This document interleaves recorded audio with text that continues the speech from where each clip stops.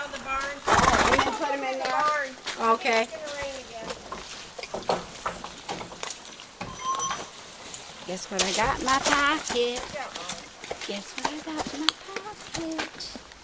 Guess what I got in my pocket? Woohoo! This one's for yours. Go ahead. Hey. Oh yeah. I know. I just. Oh, let me get a look at this little guy. See, this little girl, she will have already grown up a lot. Yeah. Not quite sure what that mouthing thing is about. But she does it when she comes up. Now, Jackie, tell me again how you came to get this one. It's all biting. I did the biting. We stopped by a yard sale to buy fencing, and the lady didn't want to sell the fencing, but she wanted to sell the baby. Heck of a yard sale. Yeah. So we waited for her to be weaned, which she's a little bit young yet. We feed her milk and What do you think, Joy? grain and hay, grass. You see the baby? You still bottle feed? You still bottle feed her? Don't get her to think about it, but we put the formula in with her grain. So she's still getting the nutrients, and she does try to nurse my gelding, which doesn't go over too well. That can't be popular with either. Doesn't do her any good, nor him. Boy, she is pretty. Head down and it falls out. She's a little Yeah. cutie. Appaloosas change colors a lot. You can tell we like them because this is number 3. Buddy's more of a kind of smooth Appaloosa. I mean, the colors all run together. So you obviously haven't named her yet, right? No, What's that going to take? I don't know. Committee? Just kind of waiting for the right thing. Got any ideas? All of our other horses came to us with a name. Well, she handles you just standing there with your hand on her pretty well. Yeah, yeah. And she was halter trained when we got her. With the wrap. So I'm going to try it with this.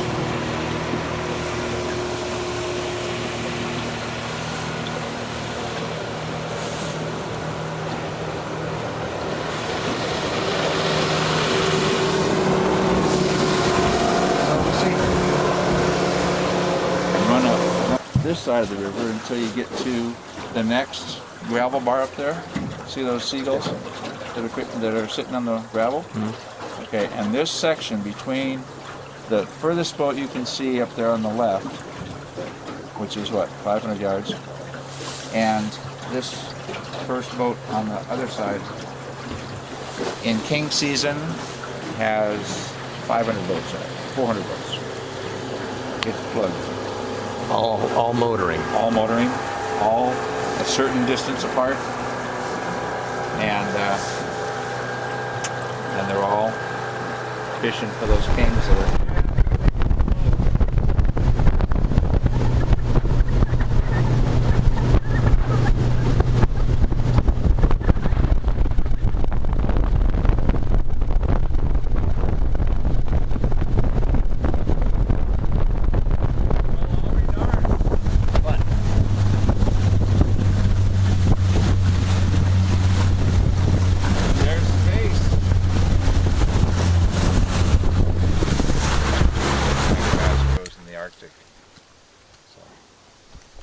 Anyway, if there was a moose or a bear on that opening down there, you'd really have to have a scope or binoculars to see if the grass is. You think it's really kind of short, but it's like this, you know. And this looks. I don't know if you see how tall that is. If you were to walk out in there, that grass would be up to your face. It's really well, bugs are bugging us. This swamp, it's moose season right now, right? Okay. So we took horses through this, and it is. You can't walk out there without sinking up to your knees, and horses are worse. So it was much of a challenge to get out to moose camp with a horse.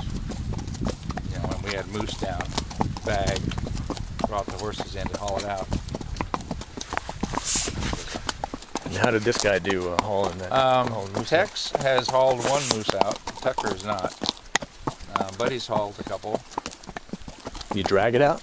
No, put them on panniards. Put the saddle on, and these they call them panniards. They're bags that hook onto the two places on the saddle or a pack frame. And so you weight them the same. They have to be weighted the same, and then they're just sit on the back of the horse. And a big horse like Tex took out over half of a 50-inch bull. That's a lot of meat. Yeah.